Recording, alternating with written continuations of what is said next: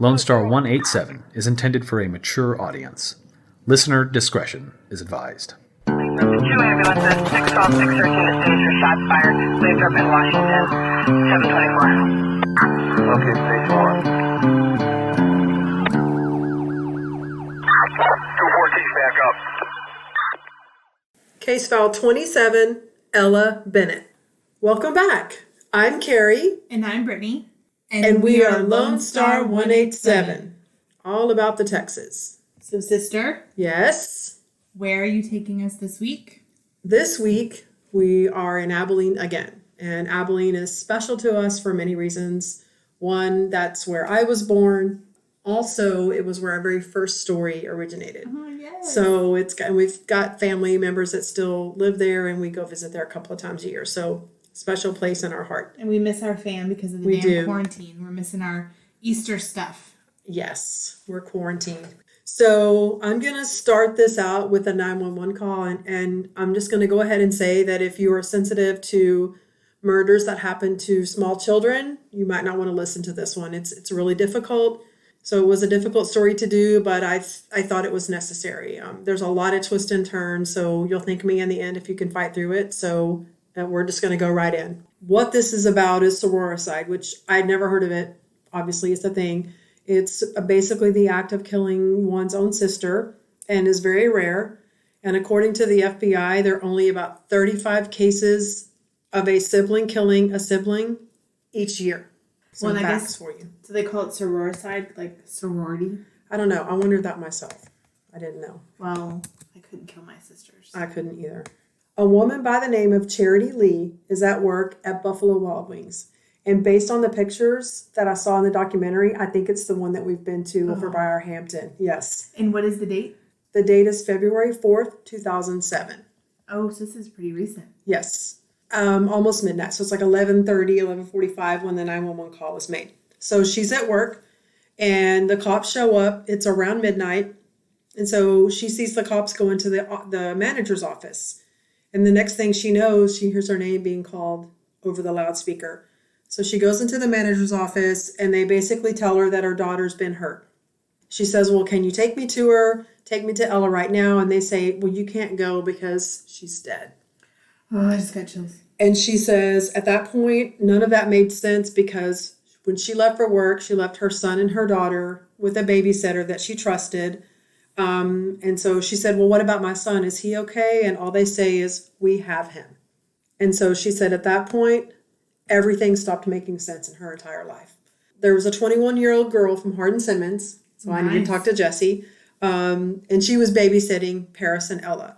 In a statement she later gave to the police, she recounted that she took the kids out for Chinese food and they came back and they were watching the cartoon version of Alice in Wonderland. Ella went to sleep and Paris went to his bedroom to work on some homework. And then around 10 o'clock, Paris somehow convinced the babysitter that she could go home and that he would take care of his sister. How does a 13-year-old convince a 21-year-old that you're dismissed? Well, I will say this. It's further in the story, but I'll bring it up now. This kid has a very, very high IQ. So he is super, super smart. Like right on the verge of being a genius. And I think he's probably really manipulative. Mm-hmm. And anyway, I don't know. I wouldn't do it, but she made that decision. So shortly after the babysitter left, according to the detectives, he took a knife. He went into his sister's bedroom. He is 13. And at the time, Ella was 4, almost 5. Oh my God. She was about to be 5. Yeah. So he goes into her bedroom and she was asleep. And he proceeded to beat and choke her and stab her 17 times. Oh my God, I'm glad she was asleep. Me too. Then he spent 6 minutes calling a school friend before he waited a couple of more minutes to call 911. So you really wanted to make sure she was completely dead? Yes, absolutely. And so then the 911 operator is trying to get him to perform CPR. So he's going along with it and saying, okay, yeah, I'm breathing, I'm doing this, I'm doing that. But when the cops got there, they found no evidence of CPR because, being in the medical field, if you perform CPR on someone, you'll know. There'll be evidence. It'll be on, like he would have had her blood on him. Her sternum might have been messed up, but she wasn't disturbed at all. Like where he left her in the bed, because the operator said you need to put her on the floor, lay her flat. She was still in the bed where he left her. So he didn't not even... only that, but you can't carry on a conversation with an operator when you're giving CPR. No. You're so out of breath. So he pretended to do it, but he didn't. In fact, the report showed later on that he wasn't even in the same room with her when he placed a 911 call and was walking around the house instead. One of the police officers that interviewed Paris the same night of the murder, in his report wrote, "At times during the interview process, Paris would appear as if he were attempting to cry. However, he did not appear to be sincere with these attempts, and at no time did any tears come to his eyes." I mean, I don't want to call him a bad name because he's not a bad person. He's only 13. He's only 13. But that's really sad. So we'll get into that. All right, so let's talk a little bit about Ella. She was born on April 12th in 2002 in Newman, Georgia. She and her family moved to Abilene in 2004. She went to pre-K at Abilene Christian School. Her mom explains or describes her as being bossy and opinionated. She was an extrovert, very outspoken, and very smart. She would walk into a room and say, "I'm here, y'all can have fun now." She wanted to adopt half of her pre-K class because they would get into fights with their mom or something else. It didn't matter. If they were having trouble, she just wanted to bring everybody home. Her mom said that she fit a very large personality into a very small body. One time she went to stay with her grandmother for the weekend, and she came out for breakfast, and she puts her hands on her hips and says, talking to her grandmother, "Well, Mama, I love you. I don't care if my mom hates you. I love you." Oh my God. Whoops. We have one of those in our little house. family drama there. So now let's talk about the mom. So her name is Charity. One of the things that she said during the interviews after she heard about what happened and she's reflecting, she says that she hates Super Bowls because that Sunday it was a Sunday that happened. It was a Super Bowl Sunday. It was, and I had to look it up because I don't hate football. It was Super Bowl 41. And for those following along at home, the Colts beat the Bears 29-17. Nice. So there you go. There's an answer question. And it kept showing the house in the documentary, and it showed 817, but I could not find like what house they lived in and what street. Otherwise, maybe we can figure it out later. So let's back up a little bit. Let me explain how I came about this story. So, and this is a really good thing for the quarantine, a really good thing to watch. It's a documentary, Amazon Prime. Okay, so the documentary is called The Family I Had, and I wasn't really sure what it was about, so I decided to watch it, and then bam, this story unfolded. So I thought I have to cover it. I absolutely have to cover it. It has so many twists and turns. It's crazy. Okay. Charity is reflecting back on the night that all this happened. So she says when she gets home, so the cops let her follow them to her house, right? Because she's like, I need to see my son. So she said there were news, media was everywhere. Their neighbors were all outside, and the entire street was lit up with lights just flickering everywhere. And so they brought Ella out. She was in a body bag. She said it was zipped up to her chin, and she had blood coming out of her mouth, and she had a very large contusion on her forehead where she had been punched. So Charity is screaming to her daughter, "I'm sorry I wasn't there." Donna Kleeman is one of the officers that was working for the Abilene Police Department who arrived on the scene very shortly after Paris made the call, and says that she is haunted by the memory of Charity seeing her daughter that way. And you heard me getting choked up just reading it, so I can't imagine. I mean, I know we talk about we like crime and all that. I know I couldn't be in homicide because that kind of stuff right there, I would be done. Like I would want to go kill that little shit myself, even though, close to the end, we'll figure it out. But so they took Ella away and then everybody left. And so several hours later, Charity found herself sitting in the defense attorney's office trying to take care of the only kid that she had left, right? They were in this room, and she said that Paris positioned himself in a chair at the very back of the room. And he looked at her and said, "You used to say that you would never be able to kill anybody unless they hurt one of your kids. I bet you didn't think it was going to turn out like this, so what are you going to do now?" I know, I have chills. Yeah. So they moved him from, took him to the Juvenile Justice Center, and they're holding him before sentencing. Charity looked at her son and said, I know you did this on purpose. I know you're lying, she said. And she said he got really, really, really quiet. And then there was this entire shift in his demeanor. And he said, it was like looking at somebody else that I'd never, ever met before. And he started laughing and said, well, it took you fucking long enough. He's 13? Yes. Oh my God. Yeah. So she went through some rough times. And so one of the things that she used to tell him is that one of these days you'll have to remind me how you saved my life. But she said at the time in which all this happened, he basically destroyed it. They're talking to Paris about what happened. So he tells them that he attacked her while he was having a hallucination and that he was asleep next to Ella and he woke up to a demonic version of his sister. She was engulfed in flames and she was laughing at him. And that's why he did it. He was afraid and decided, oh my God, I have to kill her because she's going to kill me if I don't. So he said after he killed her, his original plan was to wait for his mom to come home from work and stab her.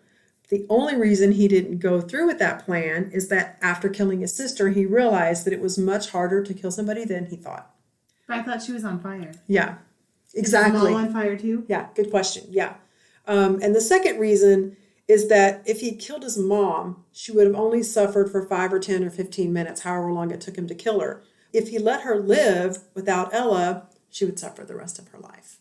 Oh my God, that is so morbid. Obviously, one of his motives was to punish her, you know.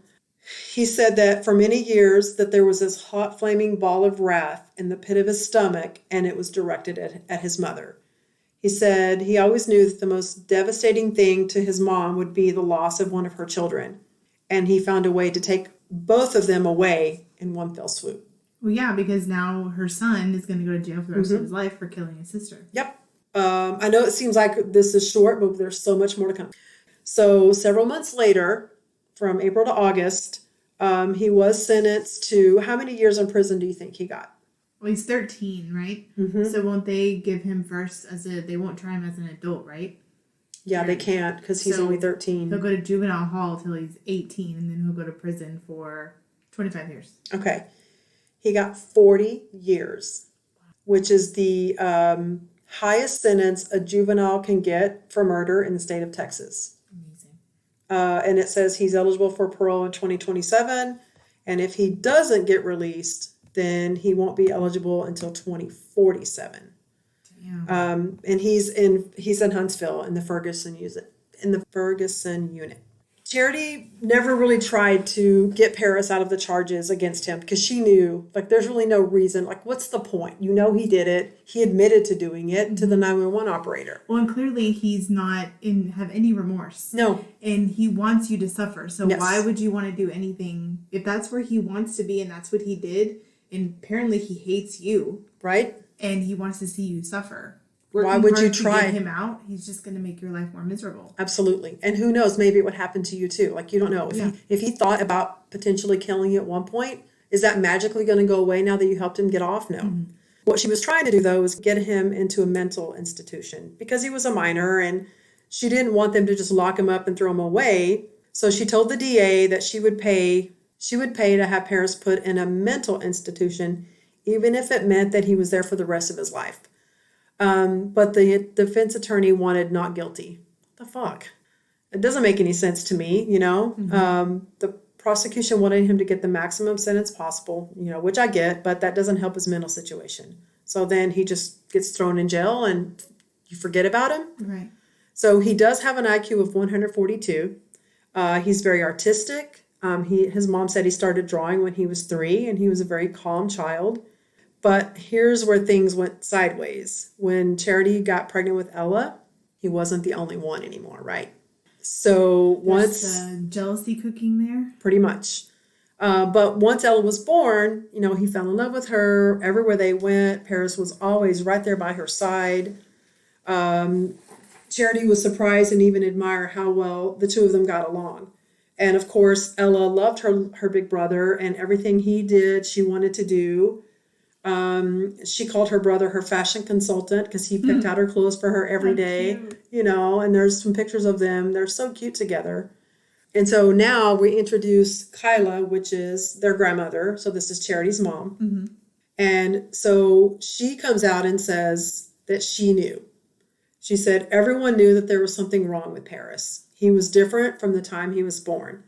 She says when Ella was born, that Ella could do no wrong, but Paris couldn't do anything right. And so suddenly he wasn't the center of the universe anymore, and he became very antisocial. Well, not to take anything away from him, but Ella's a girl. Well, I think as a parent, you have to try to find a balance. And I'm not blaming her. Like, I don't know. I didn't live there. You can watch the documentary for yourself. I mean, they're very honest and open about everything that happened. There are home videos that you can watch. And even watching the home videos, you can kind of see some of the tendencies that you're like if I were a mom and I had those videos and I went back and watched them, I'd be like, shit, some of it's real obvious and some of it's real subtle.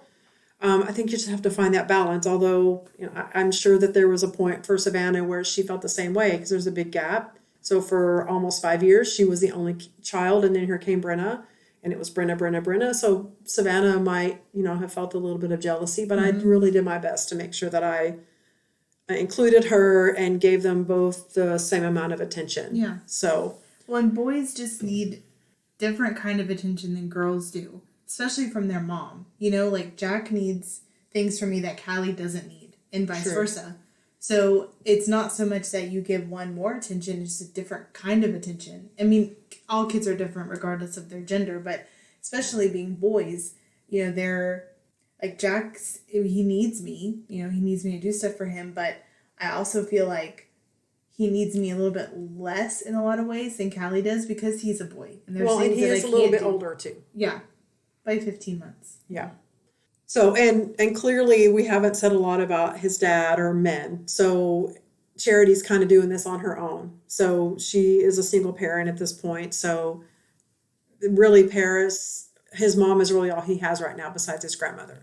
After the sentencing, the assessor, who I think was the person that assessed Paris's mental state, told Charity that she deserved to know that her son was in fact a sociopath. She hired a psychiatrist whenever Paris was 15. They agreed that if he had been 18 and old enough to qualify for the label, they would have diagnosed him as a sociopath.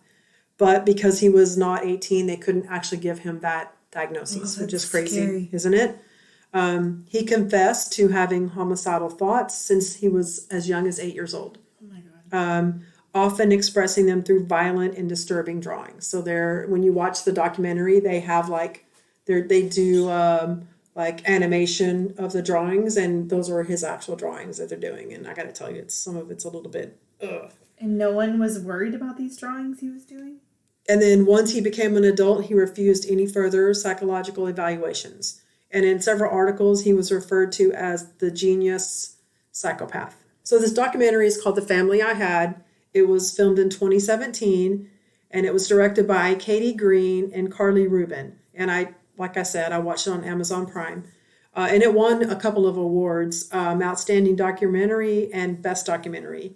And like I mentioned about the videos, there are a couple of snippets that are recorded by Charity. One of them, he grabs Ella's head with both hands and starts moving her head really fast to the left and to the right. And then Charity makes him stop. How old was the baby? Was she a baby? She was probably a toddler, like she was walking. So she's probably like 18 months. Yeah, they're like in a bouncy house kind of thing. Another one shows him asking his mom a question about what her least favorite word is. Then he changes it to her least favorite sentence. He throws out a couple possibilities. He throws out butt crack. He said, no, your least favorite sentence. And then she says, I don't know, kind of blowing him off. And he goes, kill Charity's children. And she says, Paris. And then the camera kind of falls and you don't hear anything else. Yeah.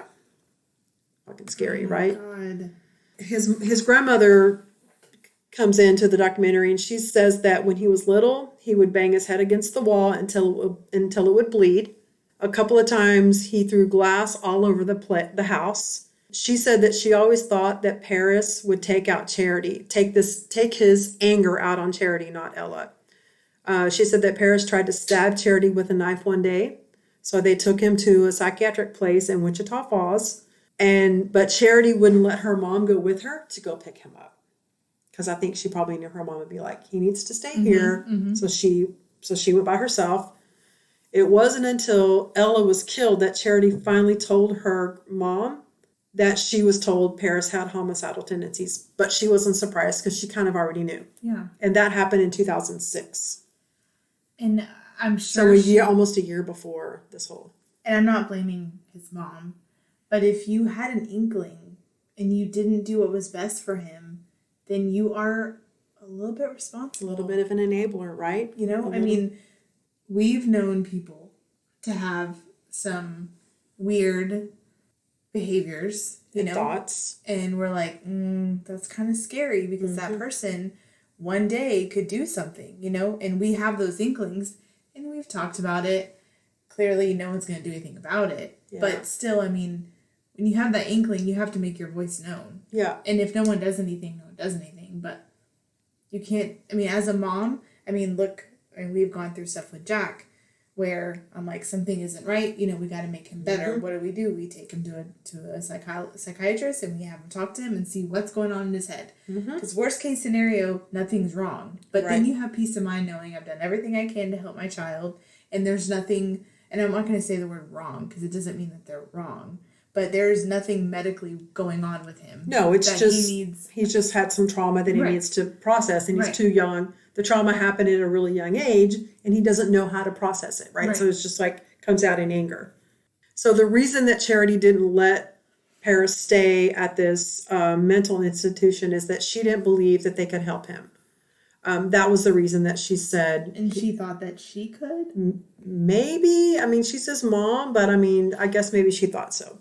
But still, even as a mom, we can only wear so many hats. Right. We are a nurse at best whenever they're sick. We're not a doctor. Right. We are an assistant chef in the kitchen. Absolutely. We are not a main chef, so we get by, but we're not the experts. And we can be the DJ, when we dance, we're like dance moves, but we're not professionals at any of this stuff. And a lot of it is just, you got to trust your gut and your instinct. And maybe she thought she was, maybe she was trusting her gut and her instinct, and maybe it was just off. You don't know. Everybody's different. Yeah. So I'm really, really trying hard not to pass any judgment on her because I'm not in her shoes. I don't know what it was like. I know what my life is like and what I've been through. So let's get a little bit deeper into Charity's life. So at the time when I did this story, she was 47 years old, and I found out that she mentions in the documentary that when she was 6 years old, her dad was murdered. She was also a crazy teenager who was strung out on heroin. By the time she was 17, she skipped the 10th grade, but then went on to graduate with honors. About a year after she got sober, she met Paris's dad, but she was miserable and still missed drugs because nothing else took the edge off. So she made a deal with herself that if she wasn't happy within a month, she was going to OD. She was going to commit suicide by overdosing on heroin. And she got pregnant with Paris. That's how he saved her life. Then she found out she was pregnant with Paris. There you go. It's a sweet story. Which is why she says he saved her life, because it didn't matter how hard things were now, because she had him to look forward to, and she knew, okay, I've got this responsibility. This is my child. I have to stay clean for my child. Yeah, and there's no love like the love of your child. Absolutely. 100% unconditional, forever love. Completely. But Paris's father left not long after she got pregnant, so she's a single mom. And Paris was born in October of 93. When he was 17 months old, his father showed up in his life again. And his father had been diagnosed with paranoid schizophrenia with audio and visual hallucinations. Oh my God. Mm-hmm. Charity's been married twice, once to Ella's father and once to a guy named Brendan. It's funny in the documentary, she talks about Brendan, how he was a swimmer and he had a really nice butt. It's pretty funny. You got to see it. But Ella's father had problems with alcohol. Charity got a phone call one day saying that Ella's father was in the hospital. A state trooper had pulled him over and asked him to get out of the car, and he didn't want to. So the officer reached into the car and Ella's father popped the clutch and drugged the state trooper 75 feet up an exit ramp. Oh my God. The officer shot him through the leg, and after that, she said she was done with him and she wasn't going to subject her kids to that kind of shit, so he was out of the picture. Kudos to her. Yeah. She did briefly relapse on cocaine when Paris was 12, so this was in 2005, and Ella was 3. And this relapse lasted for about 3 months, but this forced Paris to have to step up and take care of his sister. And I think by this, he probably felt betrayed and neglected and felt like the drugs were more important than him. So maybe that's where some of this animosity and maybe he was jealous about his sister and maybe that just compounded. Even though he says that isn't the one reason why he murdered Ella, he said he felt like she put her addiction before him. Charity says, the only regret I ever had about my own personal behavior is my relapse. But she hasn't abused drugs since Ella's death.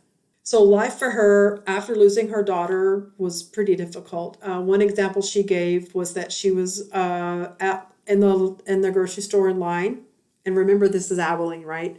She started to go get in line and somebody blocked her path and shouted, I know who you are. You should watch your son be executed because he is a monster and you raised him.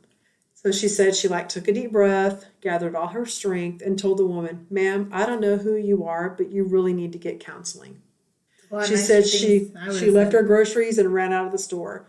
And she said there were other moments just like that one, but she said that other people often have that opinion at first, but they change it once they've talked to her. And once they talk to her and hear her story, they offer compassion. She's very, very smart and she's very articulate. Like when you watch the documentary, she's very charming and very matter of fact. And I mean, she seems like somebody that we would like, somebody really cool that we would probably hang out with, and we've probably seen her. Well, and you can't be mad at her because of a 13-year-old's actions, especially when you hear what he has to say. Well, I know it's her son, but she didn't tell him to do it. No. I mean, she was a hardworking mom. She was at work. Her kid was with a babysitter, and that was just like any other night when she worked. So it's not like she planned it or... No, and it's not like she was abusing her children. No. And he just did to she her. She loves her children. There is no doubt. You can tell. It's not like he did to Ella what she did to him. Or right. He was trying to save her from being beaten. You know, right.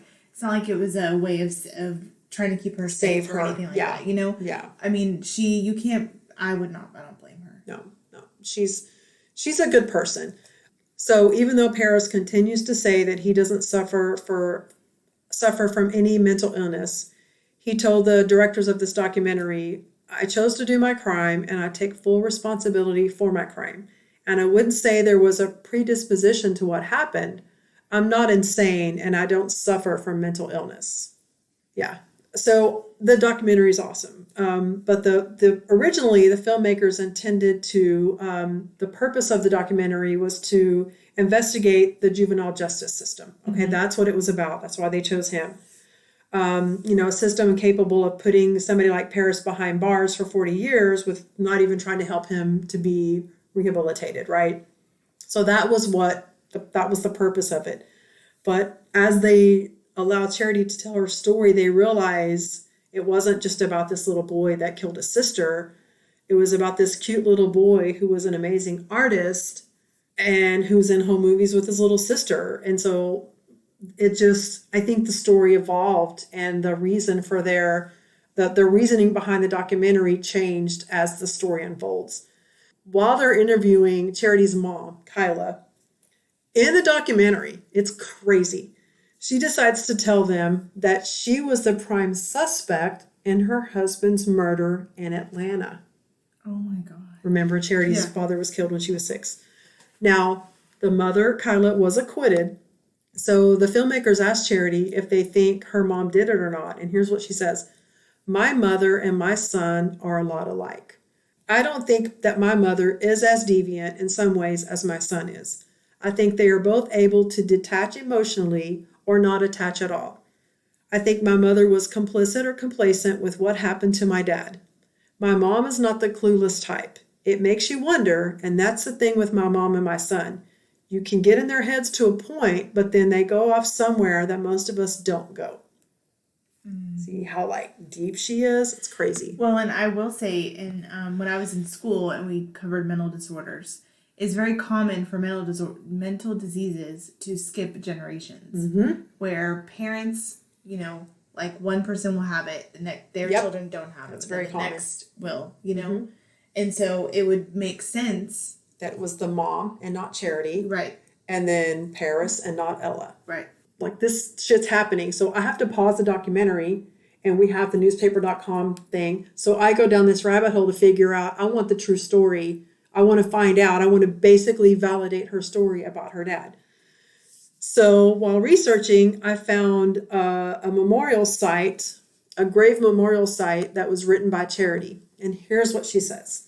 In 1980, when I was only 6 years old, my father, James Robert Bennett Jr., was shot multiple times in the back with a .357 Magnum early one morning in our home.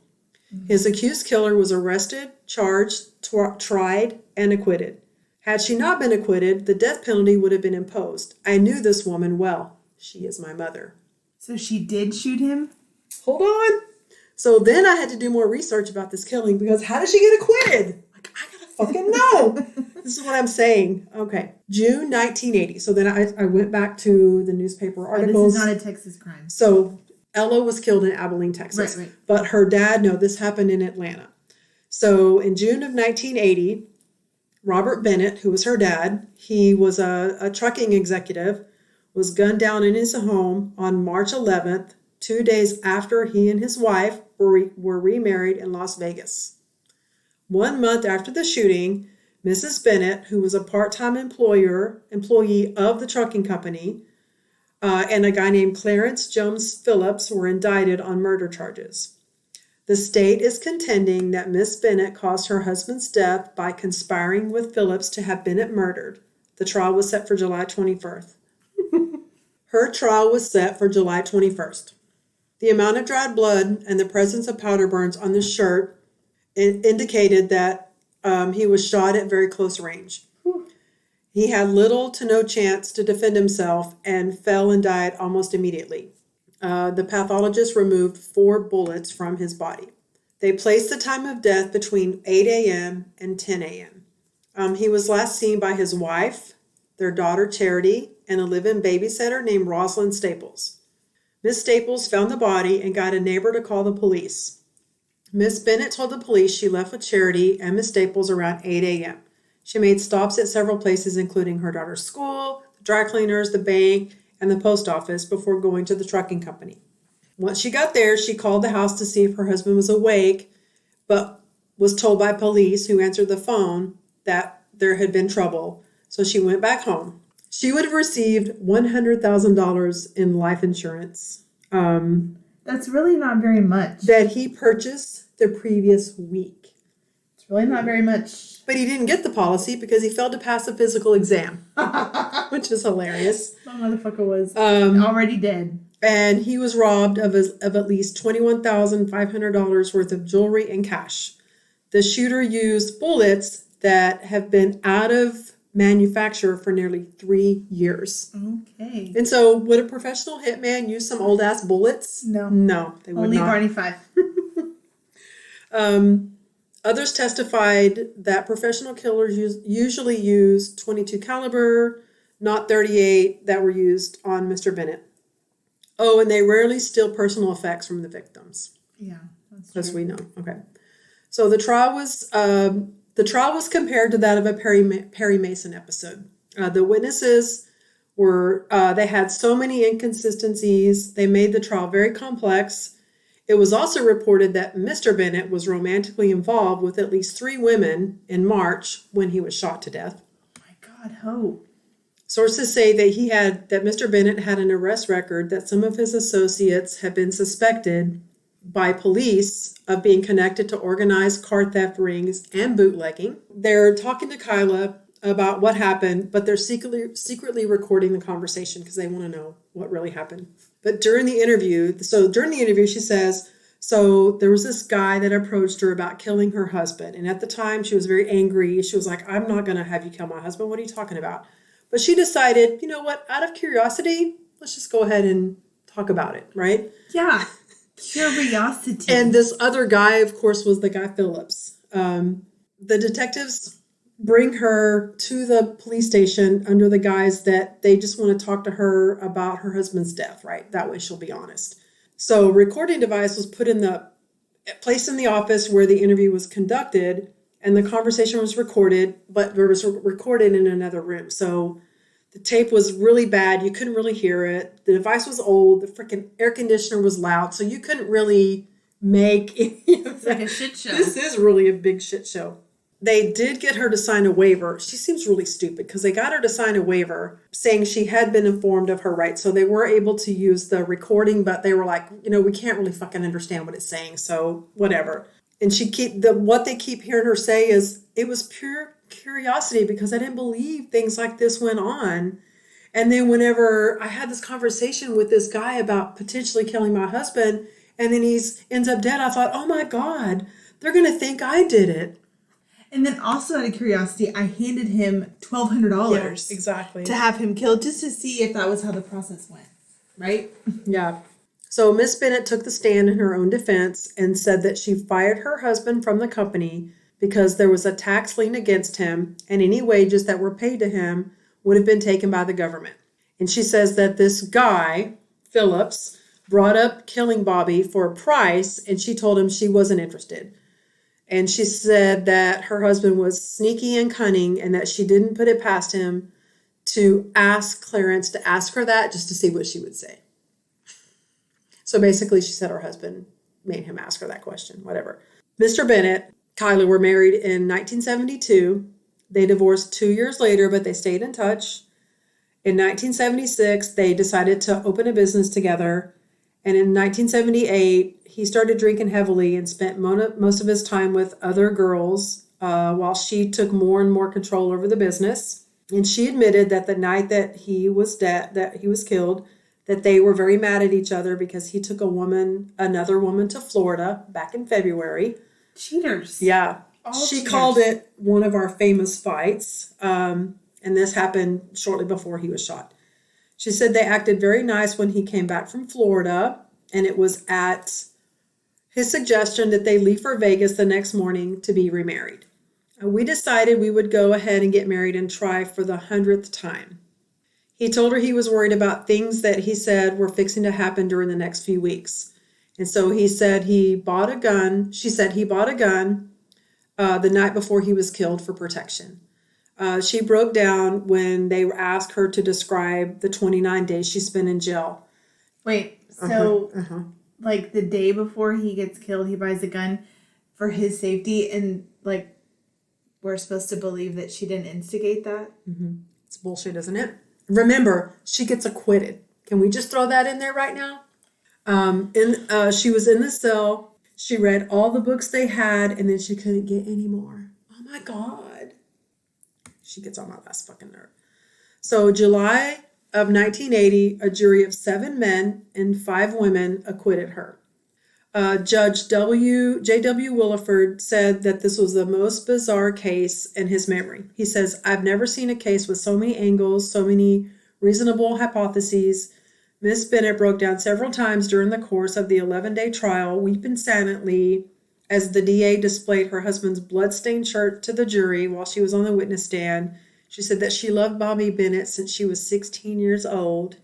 And in his closing argument, the defense attorney told the jury that his client's one great sin was that she was in love with Bobby Bennett. So here is Bennett from the show The Ranch. Yeah.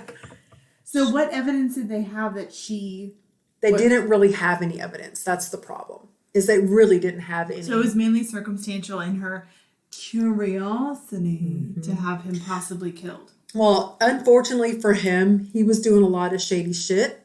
So it was pretty easy. Not pretty easy. It was fairly easy for her to say it was somebody else because even though they had trouble in their marriage and all that. And he was doing a lot of shady stuff. He had too many enemies. He did. He had too many people that would potentially want to do that. And because of the way it was done and she wasn't home and they couldn't prove that she did it, I'm sure she had something to do with it, but that's just me. Okay, so the jury deliberated for more than 7 hours and obviously came back with not guilty.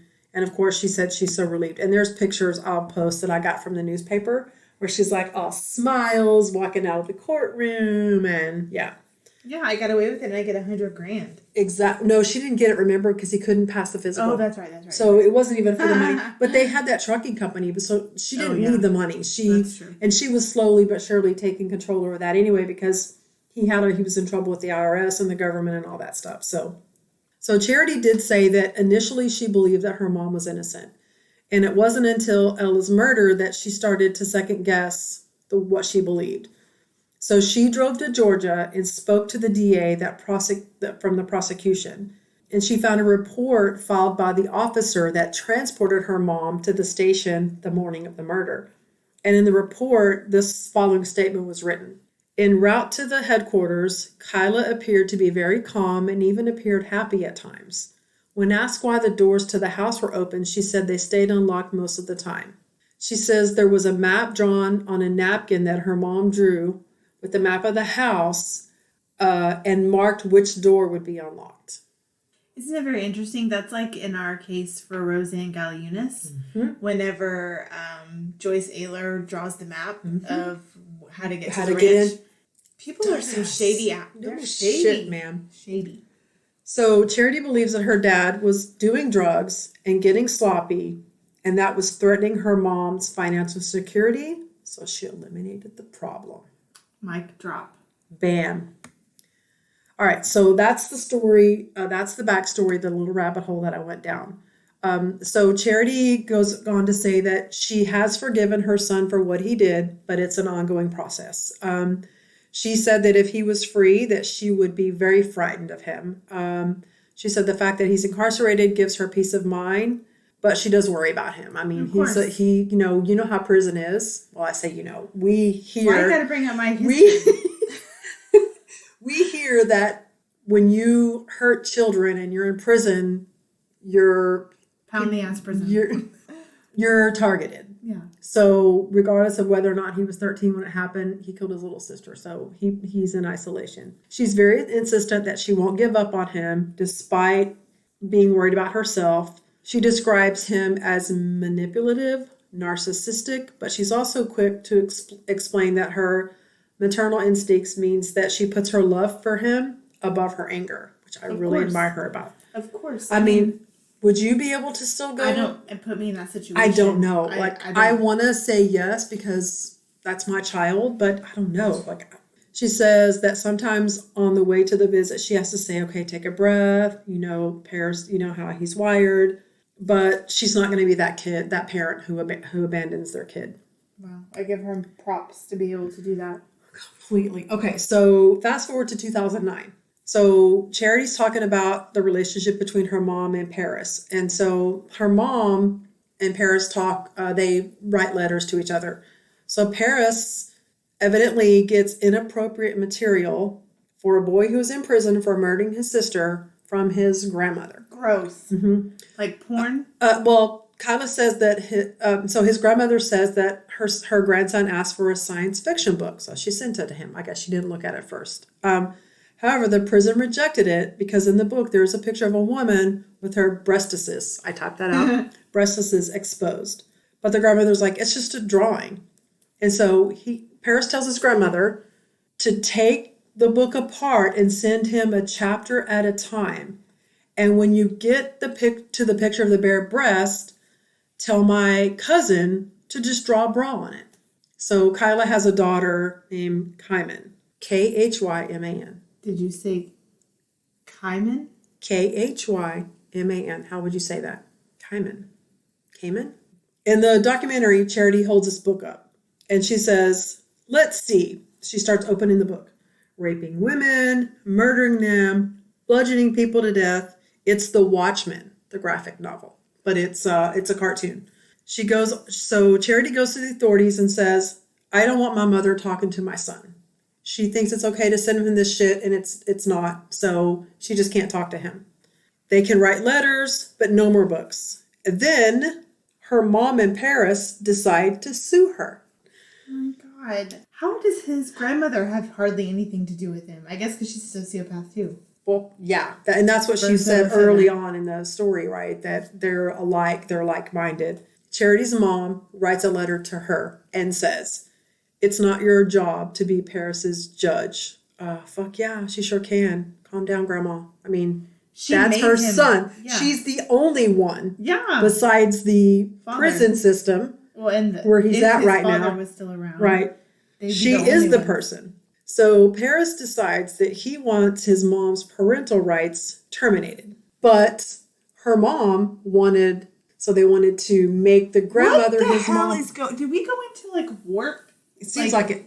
Like Twilight Zone? You guys have to watch this documentary, although now you know everything that happens. But still seeing it like it's real. She wanted to be Paris's guardian.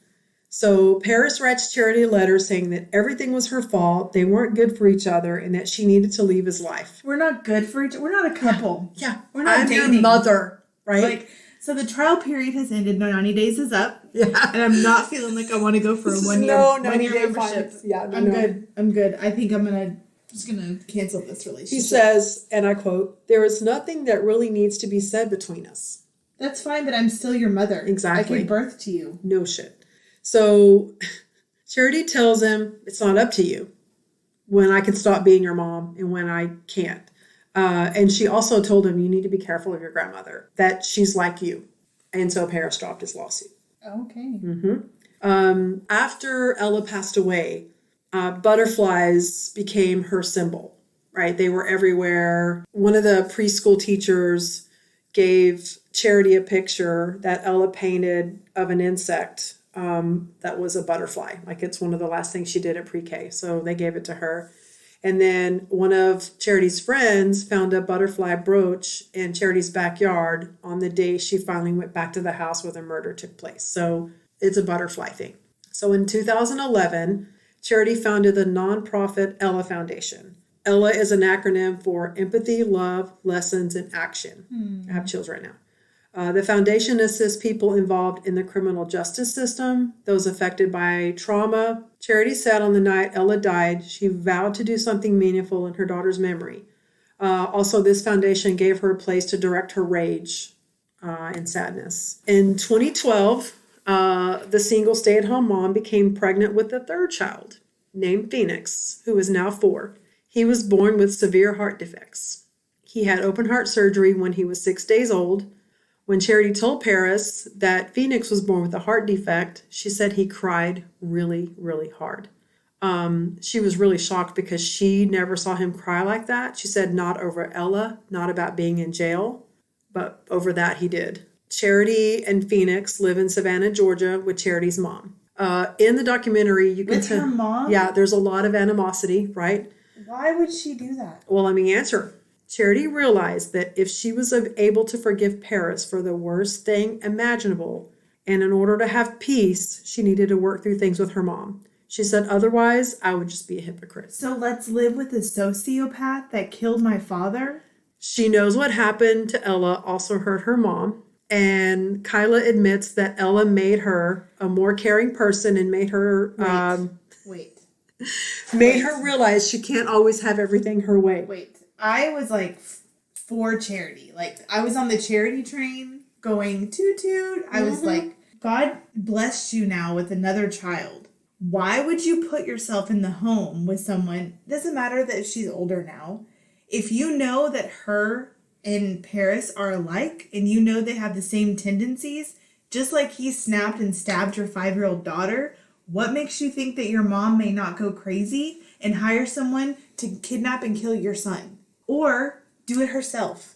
Or snap and do it. You don't know that. Why would you put I would cherish that child and I would leave the life I once knew and I would start over fresh without my mom knowing where I was at to keep them safe. Because why would you put them in that situation?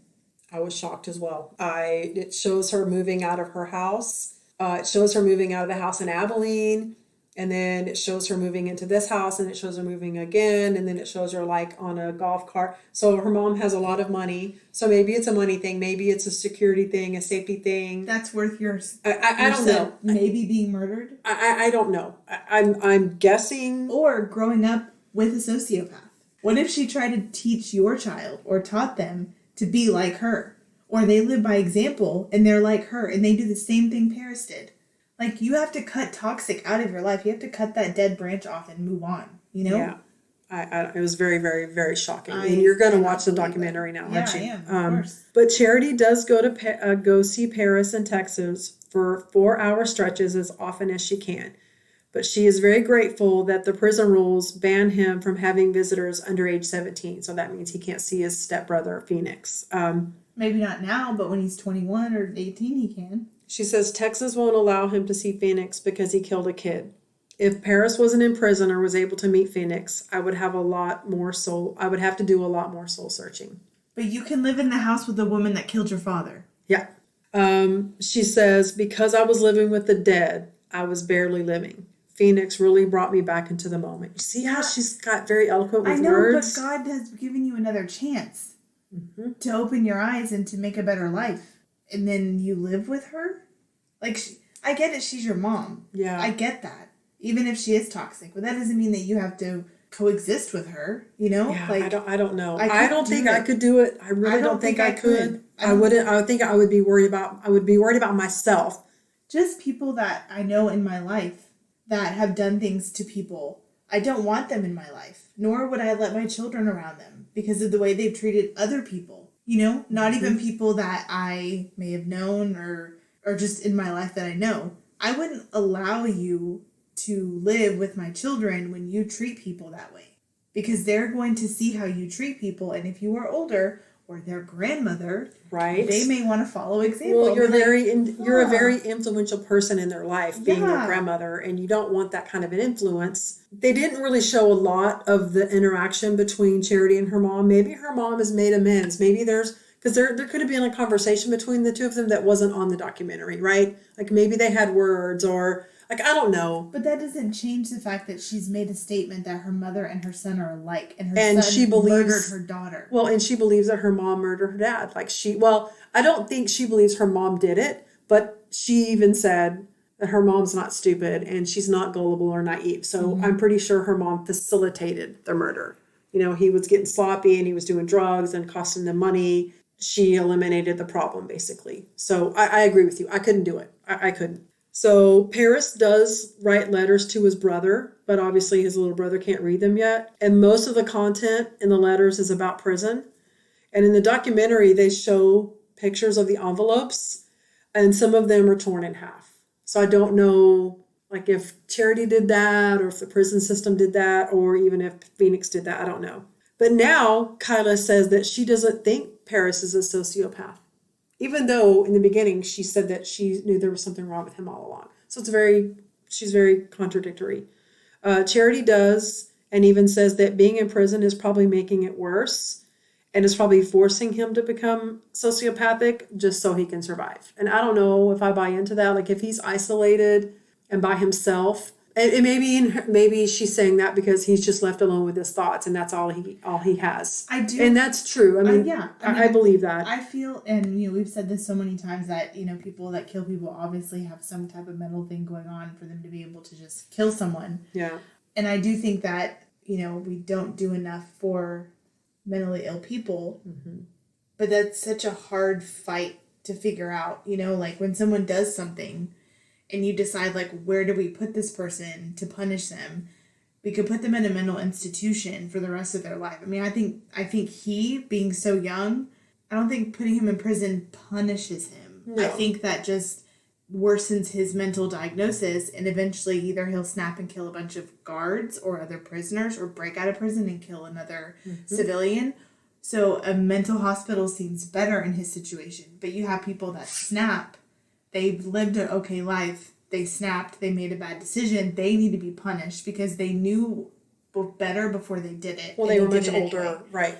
But you take a 13-year-old that looks at his mom and is like, oh, you thought that killing someone, whoever killed your kid, It's about you want to fucking kill, time. well, Yeah. what are you going to do now? Yeah. He's a sociopath. Yep. There's a mental problem there. And he did not cry at all. Like, even in the documentary, when they're asking him questions about his sister and his mom, he doesn't shed one tear at all. He is very, very cold, very shut off, and he answers the questions very... Even if he were to get out in 2047 when he's in his, 50s, Mm-hmm. he's not mentally well. He still has another 40 years on this earth. You want to put someone out there like that? No, he needs to be in a mental institution for life until he either can be on medication and be able to coexist in the world and live a somewhat regular life, meaning he has a job and he can not hurt people and not have those thoughts, or if he does, that he's able to control them and see a doctor.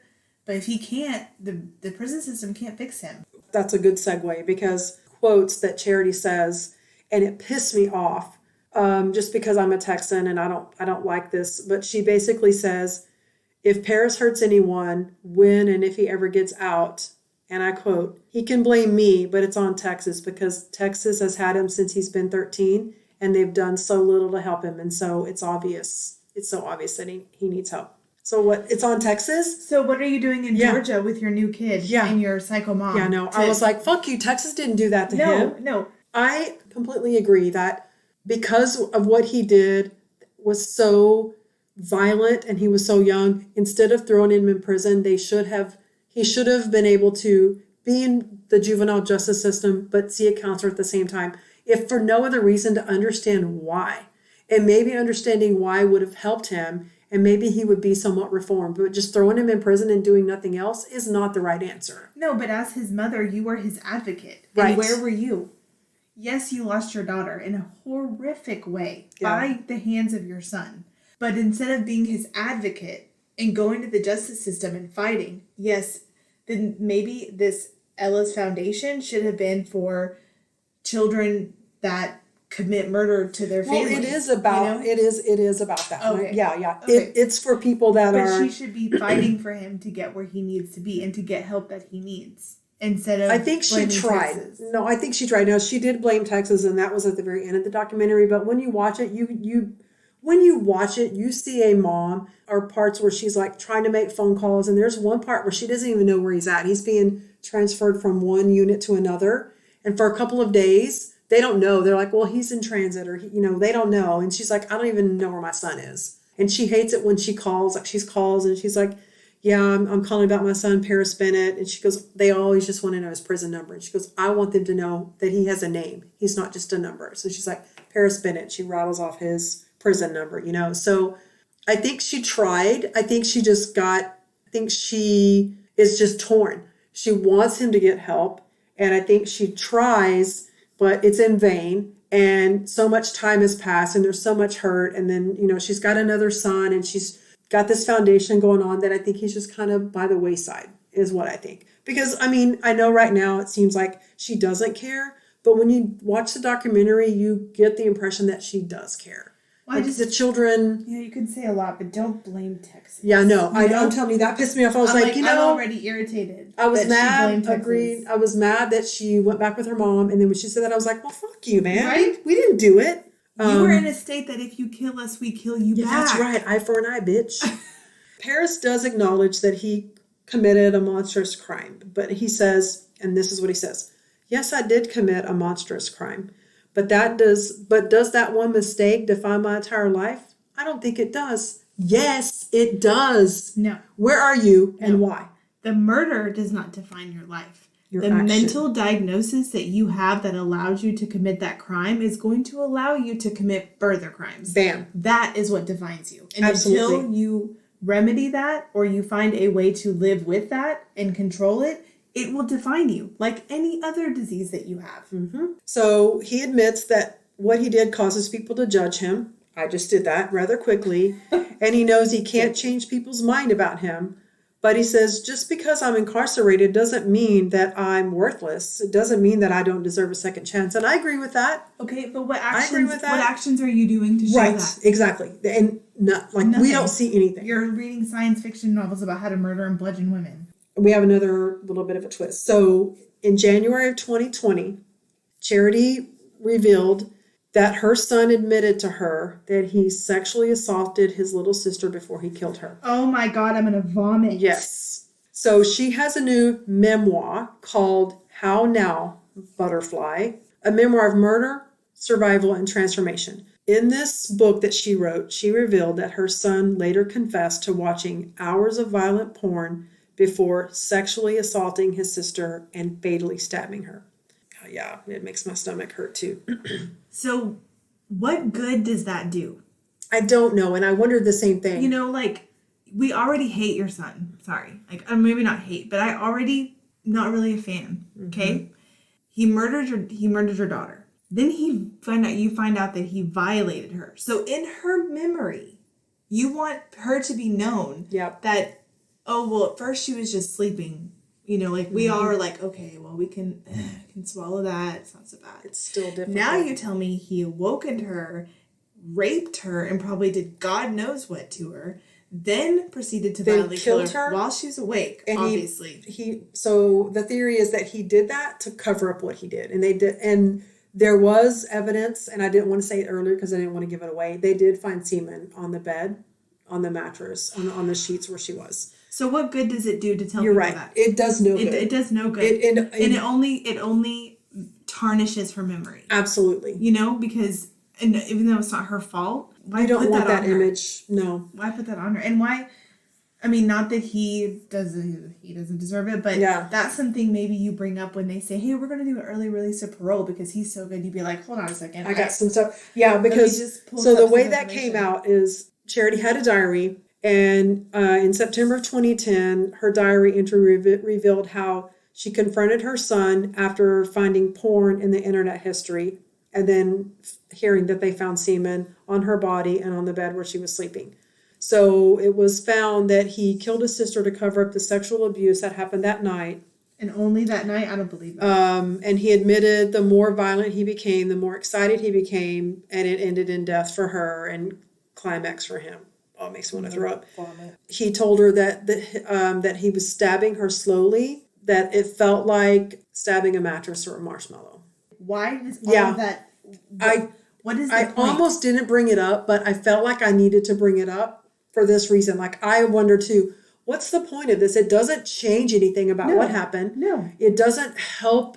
It doesn't, well, it does. It will definitely make sure that he doesn't get out. So I get that part. But like you said, why not bring that up in one of the hearings when he's trying to get out on parole and say it to the parole board, not the entire universe. And if the parole board decides to release that this findings happened, then it wasn't you. Right. You were just protecting the civilian world. The rest of the world. You know? Right. And your sons and yourself, because let's be honest, he does have a lot of hatred against his mom, you know, and he even talks about it in the documentary. Like, she's in the other room listening on headphones, and there's no love lost there. She loves him unconditionally, but I don't think it's the same way. I'm sure she's worried, and maybe that's why she's with her mom. Maybe she feels safe there. Maybe she feels like with Sociopath 1.0? Yeah, like it's maybe the grandmother will let him in and let him do whatever. Who knows? I don't know. This is a little bit of a twist, but I found there is a website called writeaprisoner.com. Have you ever heard of it? Okay, well, he has a little blurb there. So I want to read to you what his little profile says. Okay, you ready? It says, "Hello, welcome to the profile they don't want you to see. And whom might they be? The other men on this site, of course. They hope to impress you with mushy words and shirtless pics. They fear you'll find my profile. We're all vying for your attention after all, and they know they'll never match my charm, wit, and vigorous sincerity." I'm sorry. Awfully bold, aren't I? Beware. Prison has robbed me of the ability to bite my tongue or fear another's disdain. You may decide I'm reckless, arrogant even, but that's okay. Life's too short to mince words. In fact, I dare say you'll come to value my candor and self-assurance. Did he have like a thesaurus? No, I told you this kid has a IQ of 142, so he's fucking smart. Yeah. Something tells me, sick of fleeting connections and feeble attention. Instead of texts and tweets, you crave real letters. You crave meaningful conversations. You crave a chance to discard the mask and express yourself without fear of judgment. I'd be like, what? Excuse me? No, I want texts and tweets. Ella was laid to rest, and she's not in Abilene. She's in Georgia, where they were from. So, and they've got butterflies and everything all around it. So that basically is a story, unless you have any questions, or I feel that I cover everything. Yeah, I just don't understand. I'm a little disappointed in the justice system that I am too. Because he's so young that they didn't intervene sooner, especially with it being 2007. Like, it's not like it was in the 80s. Mm-hmm. Mental illness is running rampant, and it makes me sad that he's spending so much time now, because it's 2020, so he's 26. His entire life. I mean, he's never been to a prom. He's never dated a girl. I mean, think about all the things that he's never driven a car. He's never driven a car. Well, unfortunately, that's when MJ passed away. He's been in prison as long as he's been alive on Earth. So now he's spent half his life in the world and half his life in prison. I'm sad that he is not in a mental institution, because that's where he needs to be, clearly. So that is the story of little Ella Bennett. And I'll post pictures. And she's so cute. And there are pictures of them together. Rest in peace, Ella Bennett. I hope you're at peace. All right. So until next time, thanks for supporting us, liking our page, sharing our page, liking our comments. Again, if you have ideas for stories, send them to us. That's a wrap. All right. All right. Bye, y'all. Stay salty.